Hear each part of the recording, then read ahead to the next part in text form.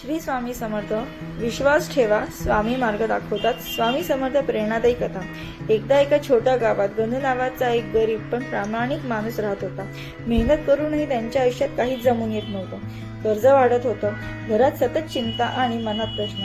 देव खरंच मदत करतो का, असा त्यांच्या मनात प्रश्न आला. एक दिवस गणू अक्कलकोटला गेला. स्वामी समर्थांच्या मंदिरात बसून तो मनातल्या मनात रडू लागला. काहीच मागितलं नाही, फक्त एवढंच म्हणाला, स्वामी, जर तुम्ही असाल तर मला योग्य मार्ग दाखवा.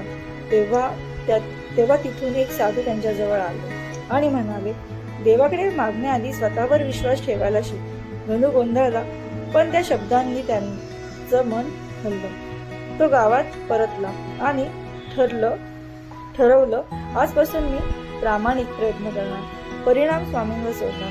त्याने छोटासा व्यवसाय सुरू केला. सुरुवातीला अडचणी आल्या, लोकांनी फसवलं, नुकसानही झालं, पण प्रत्येक वेळी गणू स्वामींचं नाव घेत म्हणाला, जे होईल ते स्वामींच्या इच्छेने. हळूहळू परिस्थिती बदलू लागली. योग्य माणूस भेटला, व्यवसाय चालू झाला, कर्ज फेडली गेली. एक दिवस गणू पुन्हा अक्कलकोटला गेला.